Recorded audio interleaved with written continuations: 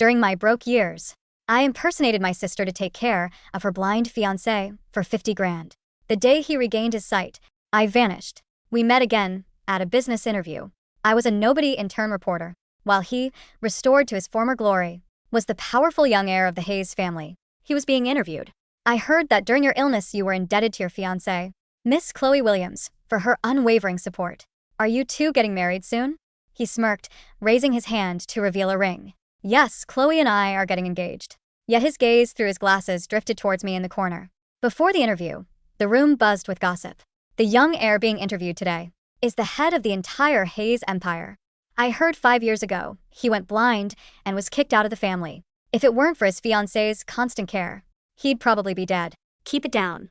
I sat to the side, forcing a smile, my nails digging into my palms. Suddenly, Mark, the senior reporter mentoring me, turned. Hey Anna, grab me some water, will you? I just reached the water cooler by the door. When it swung open, a familiar figure filled my vision, my mind blinking. 3 years had transformed Ethan Hayes drastically. The once thin teenager was now tall and imposing, his features sharper. His once cloudy eyes were now cold and clear. Excuse me, he said flatly, his gaze sweeping past me like I was a stranger. He walked on stage flanked by bodyguards. As he passed, a crisp woody scent lingered. I froze. Then it hit me. The 2 years I'd spent with him were Ethan's darkest. Exiled and blinded by a car accident. Of course, he wouldn't recognize me. Good. By the time I returned with the water, the interview had begun. Ethan sat on stage, fingers steepled, calmly surveying the room, answering business questions. Suddenly, the side door opened. Chloe Williams entered, smiling at Ethan. Sorry, Ethan, darling. There was a holdup on set. I'm late. She glided to the seat beside him, her champagne gown shimmering. The room hushed, then buzzed with excitement. Mark, sipping his water, looked at me like he'd made a discovery. Hey, Anna. You and Chloe Williams, you kind of look alike. I forced a laugh. He's a movie star, Mark. You're too kind. Of course we looked alike. We were sisters. We heard that during your illness, you were indebted to Miss Williams for her unwavering support. Are you two getting married soon? My throat tightened as I watched Ethan. He smirked, revealing a plain silver ring on his left ring finger. See, the one I'd bought him years ago to cheer him up. It looked out of place on the wealthy heir, yet he traced it with his finger as if oblivious. Yes, Chloe and I are getting engaged, he said, his gaze sweeping across the audience, lingering on me for a fleeting moment before moving on. The microphone was passed to Chloe. Miss Williams, we hear you're currently filming Director Lucas's movie. He rarely casts new actors. Did Mr. Hayes have any influence? She smiled, admitting, of course I'm confident in my abilities, but I won't deny Ethan's support, and I absolutely deserve it. Her self-assurance earned the crowd's approval. Someone asked, do you share any stories of how you and Mr. Hayes supported each other during his difficult time? Chloe's smile faltered. In the awkward silence, time seemed to slow. Finally, Ethan chuckled, taking the microphone. Nothing much to tell. Our memories are for us to keep. Tears pricked my eyes. I gripped my pen, looking down. Closing my eyes brought back memories during his downfall. People had harassed Ethan once protecting him. I was shoved down some stairs bleeding. The attackers ran. I got up pretending nothing happened and returned to his side. Let's go home. Ethan grabbed my hand. You're hurt. We're going to the hospital. I'm fine. I smell blood. His voice rose, tears spilling from his cloudy eyes like dust-covered stars. He pulled me close, his thin arms tight. He spoke but called me by my sister's name, Chloe. When I recover, I'll give you the grandest wedding in the world. After the interview, the sky darkened, a fine rain falling. Mark patted his pockets. Anna, I left my memory card inside. Grab it for me, would you? I hurried back inside, my shoes squelching on the wet floor. The elevator reached the first floor. The doors opened and I bumped into Ethan and Chloe. Chloe was talking to Ethan about filming, and he, despite his aloof expression, listened patiently. They looked intimate seeing me. Chloe's face hardened. Sorry, I mumbled, turning to take the stairs. Stop, Ethan said. I froze. Aren't you taking the elevator? Go ahead. I slowly turned, lowering my voice. Thank you, Mr. Hayes. He told me to use the elevator, yet blocked the way, staring. You were a reporter at the interview. I didn't hear any questions from you. I lowered my gaze. Mr. Hayes, I just graduated and returned to the States. I'm an intern. I don't have the privilege to ask questions. I see, he replied flatly. Lost in thought, Chloe glared at me. Let's go, Ethan. We're meeting Director Lucas and the others tonight. Ethan finally looked away. Let's go. Alone in the elevator. I was lost in thought. After my parents divorced, my dad took Chloe and became Mr. Williams, marrying into her mother's family. I hadn't seen Chloe since I could remember. 5 years ago, she'd suddenly contacted me. Give you $50,000 to pretend to be me and take care of someone. My mom had just passed, leaving a mountain of debt. I had no choice but to agree. I later learned that someone was Ethan Hayes, her fiance, who'd had his accident shortly after their engagement. A blind guy, a discarded heir. Who'd want to take care of him? She scoffed. If it wasn't for my reputation, I'd have broken it off already. Chloe's acting career was taking off. Afraid of being labeled heartless, she dumped this burden on me. Used to a privileged life, Ethan was bitter after the accident. In the beginning, he was constantly sarcastic. I was getting paid, so I didn't argue back. Until one day I visited my mom's grave and returned late. He lashed out. Chloe, stop the act. You think I don't know you're disgusted by me? You're just staying for appearances. He stopped mid-sentence.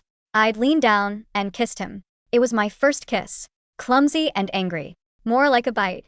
Ethan went silent. His ears red. You. I nipped at his lip again, then pulled back slightly, bracing myself on his shoulders. Breathing hard. Feel that? Still think I'm disgusted. I returned to Mark with the memory card. He grinned. Good work, Anna. You're quick. Perfect timing. See, there's a dinner tonight. I'll introduce you to some people. Networking is key in this business. I thanked him. When we arrived, I froze. In the parking lot was a familiar black Rolls Royce. Mr. Hayes, is he here tonight too? Mark winked. That's the dinner I'm taking you to. Don't underestimate your old pal, Mark's connections. Too late for regrets. I followed him inside. Thankfully, the room was huge. Small-time reporters like us weren't even at the same table. As Ethan, Mark introduced me to several senior reporters. This is Anna Taylor, our newest recruit. Smart kid, Anna. Say hi to everyone. Being the newbie, I had to make the rounds with toasts. By the end, I was dizzy. Muttering an apology, I rushed to the restroom. I rinsed my mouth, splashed cold water on my face, and stepped out. The hallway lights were dim. A familiar figure stood by the window in the shadows. My heart pounded. I tried to slip past unnoticed. Anna Taylor. Ethan's low voice stopped me. I froze, swallowing hard. Hearing his footsteps approach, I closed my eyes.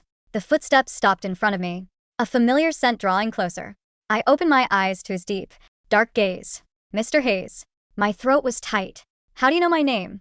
He was silent for a moment, then straightened. Your mentor was introducing you while you were making toasts. The whole room knows your name. Thinking of Mark's booming voice, I blushed. I'm sorry. He's very enthusiastic. If we disturbed you, Mr. Hayes, I apologize. I stammered, afraid of getting Mark in trouble. Ethan remained silent, studying me with a faint smile. Do you think I'm someone who holds grudges, Miss Taylor? I mumbled. That's not what I meant. Golden Boss business card was offered. You're still an intern, right? Interested in a job opportunity. The next day, my boss called me in. Anna, we need you on that popular live relationship talk show as a guest commentator. Prepare yourself. Later, I found out the next episode's guests were Ethan and Chloe. Their engagement had been trending since the interview. A publicity stunt for the show.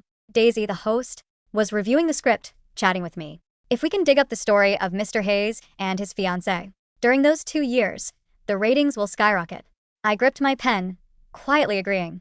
I knew every detail of those 2 years, but I couldn't say a word. With Hayes' resources, Chloe was now an A-list actress. The live stream began, millions tuning in. Under the spotlight, Daisy began. We hear wedding bells are ringing for you and Mr. Hayes. Can you share your journey? Chloe smiled at Ethan. I never believed the rumors and accusations against him. He's always been the one I love. She gazed at him adoringly. Ethan chuckled. Liar. Have you forgotten how much you despised me when I first went blind? Chloe froze, glancing at me with venom. On camera, she forced a smile. I don't really remember. I guess as our love grew, I only remember the sweet parts. I glanced at the live comments scrolling by. So sweet filled the screen. I put down the script, gripping the microphone, addressing Ethan. It seems you two have differing opinions. Is there more to the story? Perhaps you could share how you two worked through it. I didn't expect him to answer, but after a pause, he spoke. When I first lost my sight, I was depressed, angry at the world, and I didn't like her. He worked long hours and still took care of me. One day she was so tired, she left fish stew on the stove, went downstairs to buy salt, and forgot to turn off the heat. By the time she came back, the kitchen was on fire. My throat tightened. I was back in that moment, the heat of the flames lingering in the air. I dragged Ethan out of the room, grabbed his collar, and slapped him. "Are you trying to die?" I yelled, my whole body trembling. He didn't fight back. After a long silence, he croaked, "Wouldn't it be better if I died? Wouldn't it be a relief for you?" In that moment, I realized the once arrogant heir was now a broken, insecure puppy. I shoved him into his room. The walls were blackened by the flames. I unbuttoned his shirt. "I missed dinner. You owe me." He seemed to understand. "Are you sure?" I silenced him with a kiss. "Ethan, you're not a burden to me." My improvised questions uncovered unknown details, making the interview a huge success. By the end, over 10 million were watching. I was the first to unearth the hidden story of the heir. Everyone was ecstatic. Stage Daisy patted my shoulder. "You're a natural." Those on-the-spot questions were brilliant. She turned and saw Ethan and Chloe approaching. She went silent. Ethan's gaze swept over us. "You prepared the questions today." I nodded. Chloe said sweetly, "Miss Taylor, you certainly know how to hit a nerve. But let me remind you about professional ethics. Don't aim for what's out of your league." I said nothing. Looking at Ethan, he remained impassive. "Miss Taylor is very capable. She'll be our media contact from now on." Chloe's eyes widened with fear and hatred. After work, a familiar Rolls-Royce waited across the street. The window rolled down, revealing Ethan's impassive face. "Is Taylor, since you're so curious about my past, why not ask me directly?" I lowered my head. "I wasn't crying, Mr. Hayes. It was for work. Even for work. You have my personal card. You could have contacted me." I bit my lip. It wasn't necessary. I realized this wasn't 3 years ago. He was the powerful Ethan Hayes, not the insecure boy who'd crave my kisses after being scolded. The Williams family was struggling. Without Ethan's support, Chloe wouldn't dare target me so openly. Perhaps those 2 years were a shameful memory he wanted buried. I turned to leave. "Stop." He stepped out of the car, blocking my path. "Miss Taylor, can we talk?" I clutched my bag. "What do you want to talk about, Mr. Hayes?" He smirked. "Work? Is that acceptable?" Over the next few weeks, Ethan met with me twice to finalize details for the conference. Finally, he handed me a document. "This major tourism project hasn't been announced yet. It's a direct collaboration with the state. You can announce it at the conference as your exclusive scoop." I took it, thanking him. The day of the conference arrived. The venue was packed. Ethan's seat remained empty. Under the spotlight, I announced Hayes Corp's upcoming partnerships. Suddenly, a reporter yelled, "Where did you steal this confidential information?" I frowned. "My collaboration with Hayes Corp is entirely legitimate." "Legitimate? You slept your way to the top. You have the nerve to say that," he shouted. "I have proof." Chloe walked on stage staring at me, sighing dramatically. "Taylor, it's understandable you'd be attracted to Ethan. I wanted to spare you, but you're forcing my hand." The screen behind me switched from the presentation to explicit photos of me. "These are the photos you sent him. You knocking on his hotel room door in a slip at midnight. And security footage of you and your boss checking into a hotel." The screen changed again, showing me entering a hotel with my boss. "You're a habitual offender." The room erupted. The doors burst open. Ethan strode in, his gaze sweeping across the room, passing over me without stopping. My heart sank. The spotlight glared on me. A public execution. Murmurs filled the room. "Disgusting. A disgrace to journalism. She should be fired." I stared at Ethan, watching him turn to Chloe. "What did you just say?" Chloe teared up. "Ethan, you've been tricked." She pretended to be an interviewer to steal confidential information, to harm Hayes Corp, even this hosting gig. She slept her way into it. Ethan paused, looking at me. "Do you have anything to say?" What could I say? I saw the triumph in Chloe's eyes. It was absurd. We were sisters, only 2 years apart after our mother died. We should have been each other's only family. I smirked. "I want to say this. Mr. Hayes, your fiance is lying. I only had professional interactions with you. Nothing personal." "Nothing personal," Ethan interrupted. "You gave me a ring. Aren't you going to take responsibility?" The words hung in the air, heavy and impossible, slicing through the hum of the air conditioner and the frantic clicking of press cameras. The silence that followed was absolute. It was the kind of silence that presses against your eardrums, thick and suffocating. The reporters, who only seconds ago had been whispering like a nest of disturbed hornets, froze. The cameras stopped flashing. Even the glare of the projector behind me seemed to dim under the sudden weight of Ethan's voice. I stood there, my hand still gripping the edge of the podium so hard my knuckles were white. The wood was cold, biting into my palms, but it was the only thing keeping me upright. My heart hammered against my ribs, a wild, trapped thing. "Ethan?" Chloe's voice broke the silence, thin and high, like glass cracking under heat. She stepped forward, her heels clicking sharply against the stage. Her champagne gown, which had looked so elegant moments ago, now seemed loud, almost gaudy under the harsh white spotlights. What are you saying? You're confused. The rain outside, the stress of the conference. You're making a joke, right? I'm the one who gave you that ring. Don't you remember? In that tiny apartment on 4th Street. Ethan didn't look at her. He didn't even blink.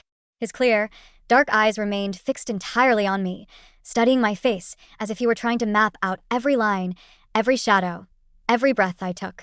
4th Street, Ethan repeated slowly. His voice was low, devoid of any warmth, yet it carried to the very back of the auditorium. A tiny apartment with a leaking ceiling. A place where we had to share a single thin blanket because the heater broke in the dead of winter. Yes, Chloe said quickly, a desperate, breathless smile returning to her face. She reached out to touch his sleeve, her manicured fingers trembling. Exactly. I was there with you, Ethan. I bore all of that pain with you. Then you must remember the ring, Ethan said, finally turning his head to look at her. He raised his left hand, the plain, scratched silver band catching the light. It looked incredibly cheap, worth perhaps $30 at best, completely out of place against his bespoke charcoal suit and the luxury watch resting on his wrist. Tell me, Chloe, what is engraved on the inside of this band? Chloe's breath hitched. Her gaze darted to the ring, then back to Ethan's face. The confidence that had carried her through dozens of red carpets and high-profile interviews began to leak out of her, leaving her pale and hollow. It's our initials, she stammered, her voice dropping an octave as she tried to calculate the lie in real time. E and C, Ethan and Chloe, and the date of our engagement. A cold, humorless smile touched the corners of Ethan's lips. It wasn't the smirk of the arrogant heir. It was the sharp, dangerous smile of a man who had spent 3 years waiting for the perfect moment to strike. There are no initials, Ethan said softly. He pulled the ring off his finger with a slow, deliberate movement and held it up. There is no date. The inside of this ring is cheap brass, showing through where the silver plating has worn away. But if you look closely under a magnifier, there are 4 words, scratched into the metal with a sewing needle because the girl who bought it couldn't afford the $5 engraving fee at the pawn shop. He looked back at me, his gaze softening by a fraction, a sudden, raw depth in his eyes that made my throat tighten until it ached. It says, through the dark, always. Ethan's voice was barely a whisper now, yet it vibrated through the silent room. She bought it on a Tuesday. She hadn't eaten a proper meal in 3 days because she used her last $30 to buy my fever medicine. She walked 3 miles in the freezing rain to get it, and when she came back, she was shivering so hard she couldn't even hold the cup. But she forced me to drink it first. And then, she put this ring on my finger and told me that as long as she was alive, I would never have to walk through the dark alone. A collective gasp rippled through the press corps. The reporters, sensing a story far larger and more explosive than a simple corporate leak, began to whisper furiously. Pens scratched against paper. A few cameramen, braving the tension, lifted their lenses back to Ethan's face. Chloe's face drained of what little color she had left. Ethan, no. She must have told you that. She's an intern. She dug up our history to manipulate you. I was blind, Chloe, Ethan interrupted, his voice dropping to a dangerous, icy register. I was blind, but I wasn't deaf. I wasn't stupid.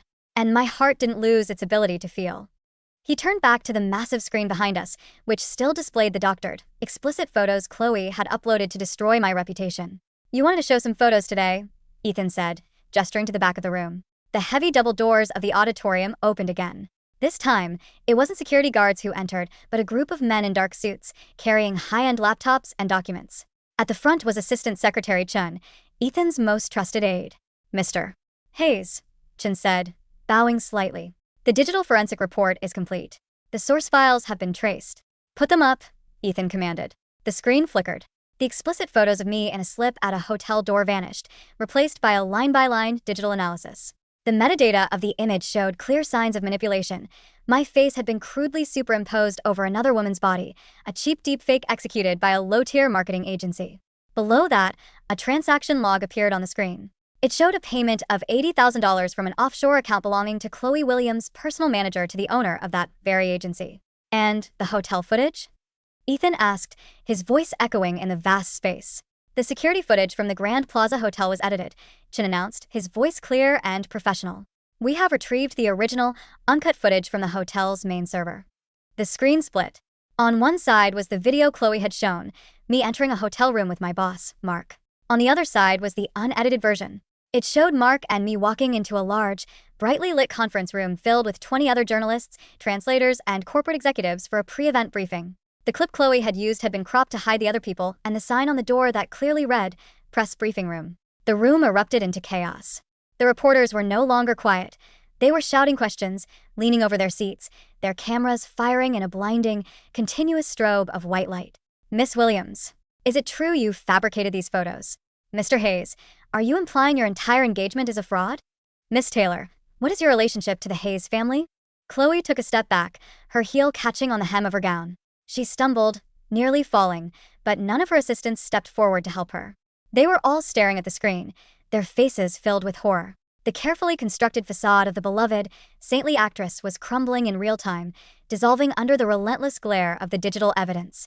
This is a mistake, Chloe muttered, her eyes darting around the room like a trapped animal. It's a setup. The only mistake, Ethan said, taking a step toward her, was that I let you play this game for as long as I did. I tolerated your presence because I wanted to see just how far the Williams family would go to leech off the Hayes name. But you made a critical error, Chloe. You touched someone you shouldn't have. He turned his back on her, dismissing her as if she were nothing more than a speck of dust on his sleeve. He walked towards the podium where I stood, frozen, my chest heaving as I tried to process the sudden, violent shift in my reality. He stopped just a foot away from me. Up close, I could smell the familiar woody scent of his cologne, mixed with the faint, metallic scent of rain from his coat. His eyes, once so cold and distant during our interviews, were now burning with an intensity that made me want to look away, to hide myself from the sheer force of his gaze. Anna, he said, his voice dropping so low only I could hear it. You ran away 3 years ago without even saying goodbye. Did you really think a pair of working eyes was all I needed to find you? I bit my lip so hard I tasted copper. Ethan, please. Not here. If not here, then where? He asked, his hand reaching out. For a second, I thought he was going to touch my face, but he stopped himself, his fingers hovering just inches from my cheek, trembling slightly. You've been hiding in the shadows for 3 years, watching me like a stranger. Do you have any idea what it felt like to regain my sight, to look around a room, and realize the only person I wanted to see was gone? I had to, I whispered, the tears finally spilling over my lashes, hot and stinging. I was a $50,000 lie, Ethan. Your family, your life, there was no place for me there. Then I'll make a place, he said. Before I could answer, he turned back to the crowd of reporters who were practically climbing over each other to get closer to the stage. The conference is over, Ethan announced, his voice commanding and absolute. Any media outlet that publishes the doctored images or continues to defame Miss Anna Taylor will face immediate, ruinous litigation from the Hayes Corporation's legal team. As for my personal life, he reached down, took my cold, trembling hand in his, and lifted it so the entire room could see our fingers intertwined. There will be no engagement with Chloe Williams. The only woman I have ever promised to marry is standing right here. The escape from the venue was a blur of flashing lights, shouting voices, and the heavy, protective shoulders of Ethan's bodyguards clearing a path through the roaring crowd. Ethan didn't let go of my hand. He pulled me along, his grip tight and unyielding, guiding me through the service exits and down a flight of concrete stairs to the underground parking lot. The air down there was cool and damp, smelling of exhaust and wet concrete. His black Rolls-Royce was already waiting, its engine idling with a low, expensive purr. Assistant Chin opened the back door, and Ethan practically bundled me inside before sliding in next to me. The heavy door shut with a solid, isolating thud, instantly cutting off the chaos of the world outside. The car moved smoothly into the rainy afternoon, the tires splashing against the deep puddles on the asphalt. I leaned my head against the cool leather of the seat, my eyes closed, my breath coming in ragged, uneven gasps. The adrenaline that had kept me standing on that stage was draining away, leaving me hollowed out and incredibly tired. Drink this, a voice said beside me. I opened my eyes. Ethan was holding out a thermos. I took it, my hands shaking so badly the metal clinked against my teeth as I took a sip. It was warm ginger tea, sweet and slightly spicy. You still get cold when you're stressed, Ethan said quietly, his eyes fixed on my hands. You used to drink ginger tea in that apartment. You said it was cheaper than buying a heater. I stared into the amber liquid. You remember that. I remember everything, Anna, he said. He leaned back against the seat, his profile sharp against the passing streetlights outside. I remember the sound of your footsteps. You have a slight drag on your left heel when you're tired, a habit from when you sprained your ankle carrying me down those stairs during the fire. I remember the way your breath hit my collarbone when you slept. I remember the way you smelled of cheap lavender soap and rain. He turned his head to look at me, his eyes dark and searching. When I first met you again at the interview, you thought you were a stranger to me. You sat in that corner, trying to make yourself invisible. But the moment you walked into the room, before I even saw your face, I knew it was you. I let out a shaky breath, a bitter laugh escaping my throat. If you knew, why did you let Chloe stand beside you? Why did you announce your engagement to her? Because the Williams family had their claws deep into the Hayes Corporation's shipping contracts, Ethan said, his voice hardening. My uncle, the one who orchestrated my car accident 5 years ago, used the Williams family to funnel money out of the company while I was blind. If I had exposed Chloe immediately, they would have cut their losses and destroyed the evidence. I needed them to feel secure. I needed Chloe to believe she was untouchable, so she would lead me directly to their offshore accounts. He reached out, his long fingers gently taking the thermos from my hands and setting it aside. Then, he took both of my hands in his, rubbing his thumbs over my knuckles to warm them. But more than that, he continued, his voice softening, I wanted to find out why you left. I spent 3 years searching for you, Anna. But you vanished completely. No records, no flight logs, nothing. It was as if the girl who saved my life had been a ghost. I wasn't a ghost, I said, looking down at our joined hands. I was just hiding. My father, he made sure I couldn't be found. The mention of my father brought a cold, familiar dread to my stomach. 5 years ago, I began, my voice barely audible over the hum of the tires on the wet road. My mother was dying in the hospital. The medical bills were piling up, and she had taken out loans from some very dangerous people. After she passed, those people came after me. I was 20 years old, working 3 jobs, and sleeping in 20-minute shifts on the subway. I was going to drown Ethan. Ethan's grip on my hands tightened, his knuckles turning white. Then Chloe found me. I continued. She hadn't spoken to me since our parents divorced when we were kids. She showed up in a luxury car, wearing clothes that cost more than my mother's entire treatment. She offered me $50,000. The condition was simple. Pretend to be her, move into a dingy apartment on the outskirts of the city, and take care of her blind, disgraced fiance. She didn't want to be associated with a failure, Ethan muttered, his jaw clenching. She was terrified of the scandal, I nodded. The Hayes family had just kicked you out. The media was calling you a useless, blind cripple. Chloe was just starting her acting career. Her agency told her that if she stayed with you, it would ruin her image. But if she broke off the engagement while you were at your lowest, the public would call her heartless. So, she came up with a plan. I would be her stand-in. I would take the verbal abuse, the poverty, the misery. And once you died, or once she found a way to gracefully exit, I would get my money and disappear. I looked up, meeting his eyes. But I didn't expect you to be so stubborn. And I didn't expect you to fall in love with a man who threw plates at the wall because he couldn't find his shoes. A small, genuine smile broke through Ethan's stern expression, though his eyes remained filled with a deep, lingering pain. I was a bastard back then. You were horrible. I agreed, a tear slipping down my cheek. But you were also the only person who looked at me, even when you couldn't see, and actually cared if I was warm. When you pulled me close after I got hurt by those debt collectors, when you cried and called me Chloe, my heart broke, Ethan. Because I realized that the man I loved was in love with a name that didn't belong to me. I wasn't in love with a name, Ethan said fiercely, leaning closer until I could feel the heat radiating from him. Do you really think I couldn't tell the difference? In the beginning, the Chloe who visited me in the hospital was cold, loud, and smelled of heavy, expensive perfume. She wouldn't even let me touch her hand. And then suddenly she changed. She became quiet. She smelled of rain and soap. When she spoke, her voice was soft, but there was a strength in it that kept me from throwing myself off the balcony. He reached up, his hand finally coming to rest against the side of my face, his thumb gently wiping away my tears.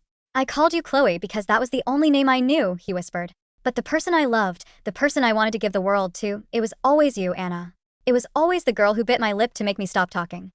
My breath caught. The memory of that clumsy, desperate kiss in the dark apartment flashed through my mind, making my cheeks burn. But the day of your surgery, I said, my voice trembling. The day they took the bandages off. I knew that if you saw my face, the lie would be exposed. Chloe's manager had already warned me. If I stayed, they would sue me for breach of contract, and they would take back the $50,000. My mother's debts were paid, but I had nothing left. I couldn't risk going to jail. So, I took my bag and left before the doctors even entered the room. And you let her take the credit, Ethan said, his voice dropping to a dark, dangerous whisper. I didn't care about the credit, I said. I just wanted you to be well. I thought that since you had your sight back and your family was taking you back, you would have a good life. A life where you didn't need a cheap silver ring or a girl who smelled of cheap soap. You foolish girl, Ethan groaned. He didn't wait for me to say anything else. He leaned forward and captured my lips with his. It wasn't like our first kiss, clumsy, angry, and bitten in the dark. This kiss was deep, slow, and filled with a desperate, heavy hunger that had been building for 3 years. It tasted of rain, of warmth, of a promise kept through the longest night. He pulled me against his chest, his arms wrapping around me so tightly I could barely breathe, but I didn't care. I wrapped my arms around his neck, my fingers tangling in his dark hair, letting myself drown in the safety of his embrace. When he finally pulled back, his forehead rested against mine, his breath coming in short, sharp gasps. 3 years, Anna, he whispered, his eyes dark with an emotion so raw it terrified me. I let you run for 3 years, but I'm never letting go again. The Williams family, your father, your sister, they're going to pay for every single tear you shed. The fallout from the press conference was swift and merciless. By the next morning, the internet was flooded with the scandal. The headlines were brutal, tearing Chloe Williams' carefully crafted image to shreds. From saint to sinner, Chloe Williams exposed in massive defamation scheme. The true caretaker of the heir, the hidden story of Anna Taylor. Fraud, greed, and deepfakes, how the Williams family conned the media. Chloe's ongoing film project with director Lucas was cancelled within hours. The production company released a public statement expressing their utter disgust at her actions and announcing that she was being replaced immediately. All of her brand endorsements vanished overnight. The luxury fashion houses that had once begged her to wear their gowns were now sending legal notices, demanding compensation for brand damage. But Ethan wasn't done. 2 days after the conference, I was sitting in a quiet, private room in the Hayes Corporation's headquarters. The room was spacious, lined with mahogany shelves and overlooking the rain-slicked skyline of the city. The door opened, and Assistant Chin stepped in, followed by 2 police officers and a middle-aged man who looked as if he hadn't slept in a week. It was my father, Robert Williams. Behind him, clinging to his sleeve and weeping hysterically, was Chloe. She was no longer wearing her designer gowns. She was in a simple gray sweater, her hair messy, her makeup smudged. She looked hollow, stripped of her glamour, looking more like the desperate girl she had always tried to pretend she wasn't. When she saw me sitting in the plush leather chair, her tears stopped for a second, replaced by a flash of pure, venomous hatred. "You," she hissed, trying to lunge forward, but one of the officers firmly held her shoulder, forcing her to stay back. "You ruined me. You took everything. My career, my money. Ethan, you stole him from me." I didn't get up. I looked at her, feeling a strange, hollow sensation in my chest. There was no triumph in my heart, only a profound, heavy sadness. We were sisters. We shared the same blood, the same childhood memories before our parents tore our family apart. "I didn't take anything from you, Chloe," I said, my voice calm and steady. "You sold Ethan for $50,000 5 years ago. You just tried to buy him back when he became valuable again." "Anna," my father spoke up, his voice cracking. He looked at me with a desperate, pathetic pleading in his eyes. "Anna, please. Talk to Mr. Hayes. Tell him to drop the charges. We're family, Anna. Your mother wouldn't want to see us like this. She wouldn't want her daughters destroying each other." A cold, hard knot formed in my stomach at the mention of my mother. "Family?" I repeated, my voice dropping to an icy whisper. "Where was this family when Mom was coughing up blood in a rented room, and you were buying Chloe a new sports car for her 18th birthday? Where was this family when the debt collectors were breaking my fingers because we couldn't pay for her chemotherapy?" My father flinched, his eyes darting to the floor. I didn't know it was that bad." "You knew," I said. "You just chose not to look. Because looking at us reminded you of the life you abandoned to marry into wealth. And now you want me to save you?" Before he could answer, the door behind them opened. Ethan walked in. He wasn't wearing his glasses today. His dark eyes were clear, cold, and razor sharp. The air in the room seemed to drop 10 degrees the moment he entered. He didn't even look at my father or Chloe. He walked straight to my side, his hand coming to rest on my shoulder, a silent, powerful gesture of protection. "Mr. Hayes," my father gasped, practically dropping to his knees. "Please. We can settle this out of court. We'll pay back the $50,000.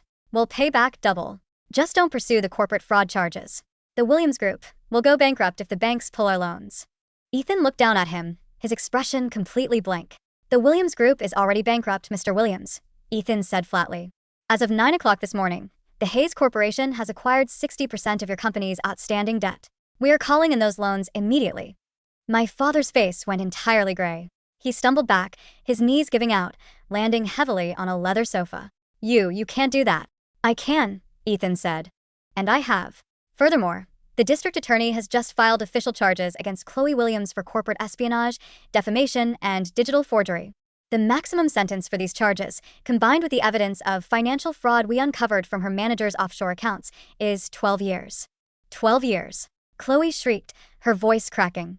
"No. Ethan, please. I loved you. I was your fiance. You can't do this to me. She tried to reach for him, but Ethan's bodyguard stepped in, blocking her path. You never loved me, Ethan said, his voice quiet but carrying a terrifying weight. You loved the Hayes name. And when that name was stripped of its power, you treated me like garbage. You paid my wife $50,000 to take your place in the mud, and then you tried to drag her back into it when she dared to stand in the light. He looked at the police officers. Take them out. Anna, help me. Anna. Chloe screamed as the officers led her away, her hands cuffed behind her back. Her cries echoed down the long hallway, growing fainter and fainter until they were finally cut off by the heavy oak doors closing. My father followed them, his back bent, looking like an old, broken man who had finally realized the price of his greed. When the room went quiet again, the only sound was the rain tapping against the glass. I sat there for a long time, staring at my hands. Are you all right? Ethan asked, kneeling down in front of my chair, so we were at eye level. He took my hands in his expression filled with a deep, silent concern. I don't know, I admitted, a soft sigh escaping my lips. I thought I would feel happy, or relieved, but they're just so small, Ethan. All that anger, all those years of pain, and in the end, they were just pathetic. They were, Ethan said, kissing the back of my hand, but they will never hurt you again. I promise you that.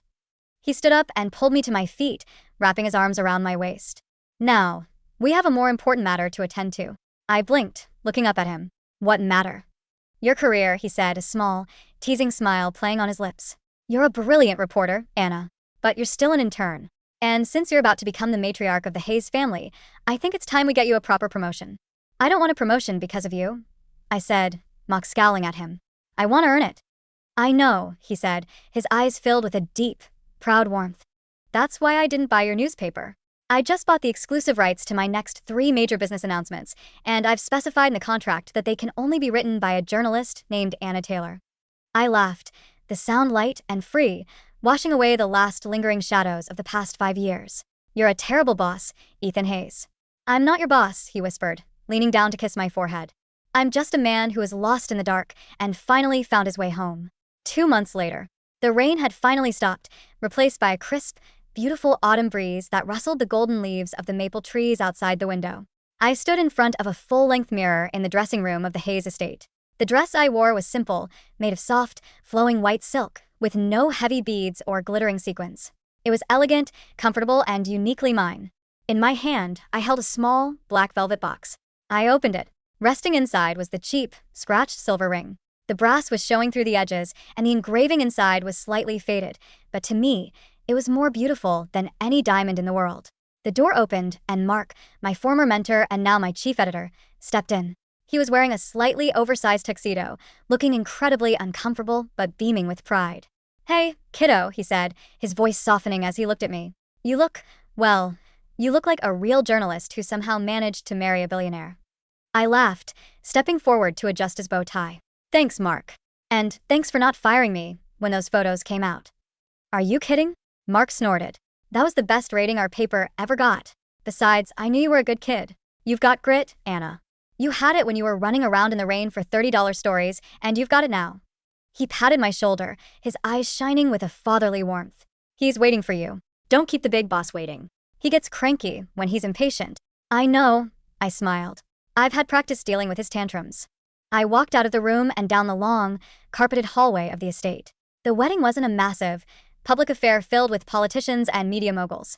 Ethan had canceled the grand ceremony his family had planned, choosing instead to hold a small, private gathering in the estate's backyard garden, attended only by a few close friends, Mark, and the people who had actually stood by us during our hardest times.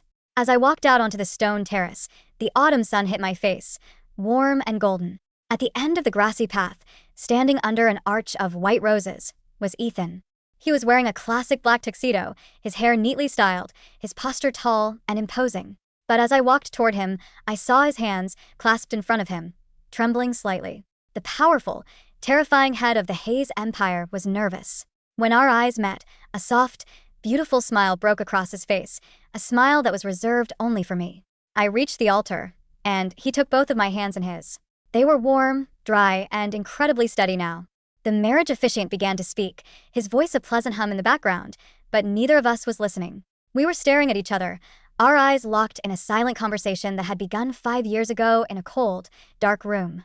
When it came time for the rings, Ethan didn't reach for the heavy, diamond-encrusted band his family's jeweler had designed. Instead, he reached into his pocket and pulled out the cheap, scratched silver ring. "I don't need a diamond to remind me of who saved me," Ethan said, his voice clear and ringing through the quiet garden. He slipped the cheap ring onto my ring finger, his eyes never leaving mine. "This ring was bought with your sweat, your tears, and your love. It kept me alive when I wanted to die. And today, I give it back to you as a promise."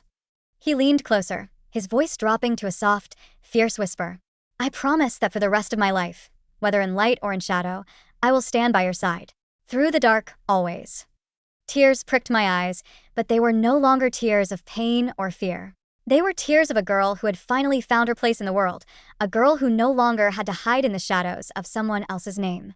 I reached into my own pocket, pulled out a matching, simple silver band I had bought yesterday, and slipped it onto his finger.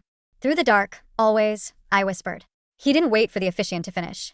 He pulled me close, his arms wrapping around my waist, and kissed me under the warm, golden autumn sun, while our few guests erupted into a loud, joyous cheer. The wind rustled through the trees, carrying away the last whispers of the past, leaving only the warmth of his hand in mine and the clear, bright road ahead.